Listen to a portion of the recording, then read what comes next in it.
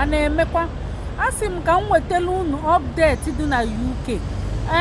Kịta ndị UK etinyego si na a ga na-emezi dependent. Ka dependent ihe a ga na-emezi, ọ bụrụ na o nwee nwa gị bi na UK ma ọ bụ nwanne gị ma ọ nwanne nne gị bi na UK, o nwee resident permit, ọ bụkwa European citizen, a ga na-emezi dependent.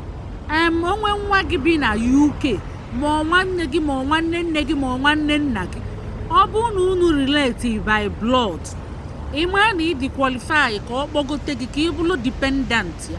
Mana onye ahụ ga-abụ British citizen ma ọ bụ European citizen ma ọ Irish citizen, emebego dependent kịta. Ya bụ ndị be anyị, ụzọ nke emechie, ụzọ ọzọ emeghe. Unu afụ gị kwa mbọsị ka ọtụtụ ihe ga na-ewute. So o wutekwe m bịa kọọlụ unu nekwe nke na-eme kịta. So nwa gị ga-akpọgotenwu gị ibili permanent, ma ọ bụ cousin gị ma ọ bụ gịnị nephew gị ma ọ bụ uncle gị, and ị ga-adị 18 and above tupu o wee kpọgotenwu gị ibulu dependent ya. Unu afụgo na gọọmenti bịala kịta, ọ tụgharịgokwa ọnọdụ ndị mmadụ echenjigokwe.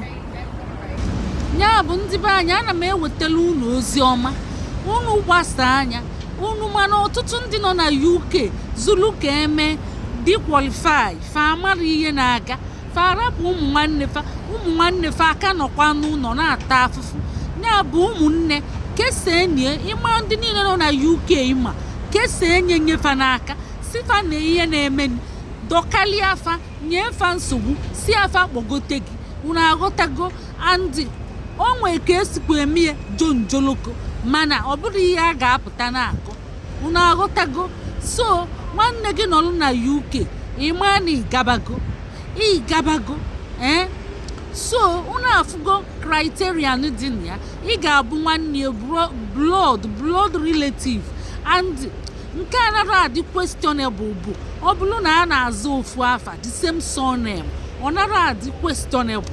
So mana nsogbu adịrọ. So far na unu bụ cousin, uncle, nephew, ọ ga-akpọgotenwu gị.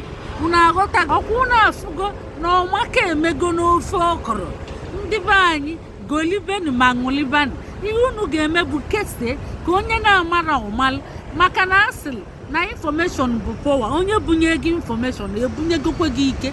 Ọtụtụ ga-anọlụ na-ejesa ọlụ o jee ọlụ na ụzụ ụtụtụ, ọ gbasaa n'abalị, ọ nara ege news, o nwere nke ọma a na-akọ ihe ọma abụnya ji ọlụ, ọ nata olu ike agwụcha ma otite ebe dị ọlalụ ụla ụtụtụ ọpụkwa ihe ọma abụnya tụba ego gwolotongwoto na-ezijela ụmụ nwanne. Mana izijezinela ụmụ nwanne gị ego kpọgote fa akpọgote kafa jiri aka fa chụọ ego, ka ị malụ na ifego onwe gị aka iweli edu ofu ụlọ ifria na ọmaka emego. Unu fulia ụmụnne, maka ndị na-ata ịbịa, unu fulia ihe dị ike emebegokwe na gọọmenti a chenji. Onye aka nsi ga na-eweteli unu mgbe niile nke ọbụla gbatala ọfụ, mee ka unu mata kịta ọzọ emegokwe dependent. Ịma na onwe mgbe dependent nke ọrụ wuteli, nke a bụ ozi nke nọ nke ọrụ nọ na onye ahụ bụ nwanne gị, onye ahụ bụ nwanne gị blood relative, ọ bụzi ụmụ gịzi, ị ga-akpọgote nfa. Ma ọ bụkwa na inwe resident permit bụrụ UK citizen ma ọ bụ EU citizen, unu ga-ama criterion ya. Unu afụghị ọ bụ unu na-aghọta ihe m na-agwa unu, maka unu aghọtachokwene na-eme nke abụrụ ya. Jeni gụọ onye na UK gọọmenti webụsaịtị ka unu wee ghọta ọfụma, maka ụfọdụ akọcha ihe na-aghọta ya n'ofu nkọwa. Ihe eje gụọ ọnya dị, ọ bụ ihe ị ga-agụ ka ị wee ghọta ọfụma, wee mara ihe a na-akọ, wee bido proses belie. Ụmụnne unu afụghị ihe nọkatakwa mee, onye nọkata ọnọkwudo. Ndewonu, ka emesianụ kesee nye ka ndị niile mata ka fa bido wọk towards it. Maka ụfọdụ kwa ekwuo ihe ofu emekete ọkpọchie, mana unu kesee nye ọ bụgodị na nwanne gị anụrụ ike si enye a na-akpọgote ibie a na-akpọgote onye na-akpọgote nwanne ya na-akpọgote emeketezie olutukwe gị. Ndewonu ka emesịa na kesee na ihe anyị ma nye na anyị akara ịfụnanya. Daalụ.